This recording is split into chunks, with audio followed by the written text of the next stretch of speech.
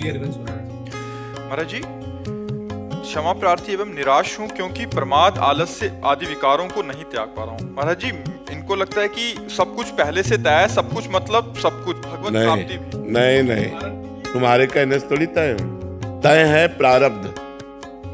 प्रारब्ध है दो प्रकार का, पुण्य और पाप। परिणाम है उसका सुख और दुख, बस।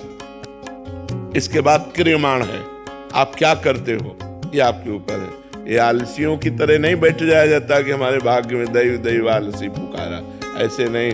पुरुषार्थ करने के लिए मनुष्य जन्म मिला है। सब कुछ तय के अनुसार पशु पक्षी आदि योनियां चलती हैं, मनुष्य नहीं।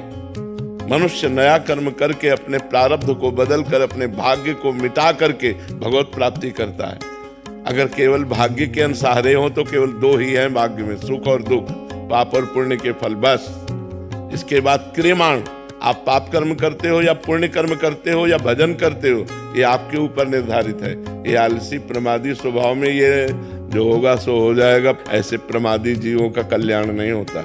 ऐसे नहीं, खूब पुरुषार्थ किया जाता है। मनुष्य जन्म पुरुषार्थ के मिला है। चाहे लौकिक उन्नति हो चाहे पारलौकिक उन्नति, पुरुषार्थ के बिना थोड़ी आ जाएगा। पुरुषार्थ करना चाहिए।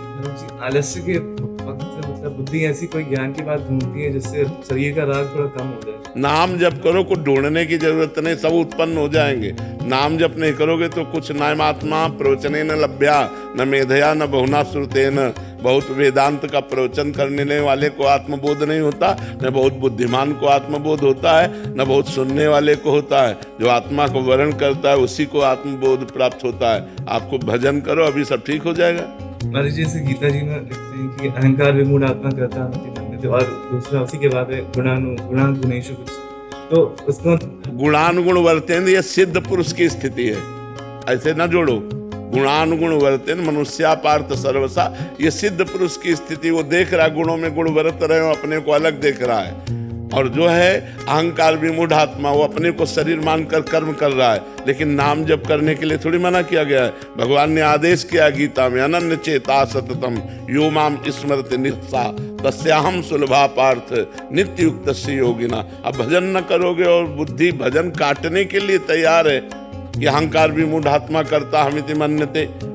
यही तो मनुष्य की दुर्दशा है कि वो गुरुजनों के वाक्यों को, शास्त्र के वाक्यों को पकड़ता नहीं। हम कह रहे कुछ मत करो, शरीर से जो चेष्टाएं, घर परिवार की, व्यापार नौकरी किसानी वो करो, और राधा राधा जपो, देखो सब ठीक हो जाता है कि नहीं हो जाता। कृष्ण कृष्ण जपो, राम राम जप करो, देखो अभी आनंद आ जाएगा। बिना भगवान का नाम जप किए प्रमादी स्थिति में पड़े रहने से थोड़ी होता है। नाम जप करना पड़ता है, उसमें डटना पड़ता है। जब हम वर्ष 2 वर्ष अभ्यास करते हैं तो धीरे धीरे हमारी रुचि बढ़ने लगती है नाम में। सातु दीर्घ काल निरंतर सत्कार सेवितो दृढ़ भूमि। दीर्घ काल तक निरंतर अभ्यास किया जाए तो नाम हमारे हृदय में दृढ़ता पूर्वक चलने लगता है।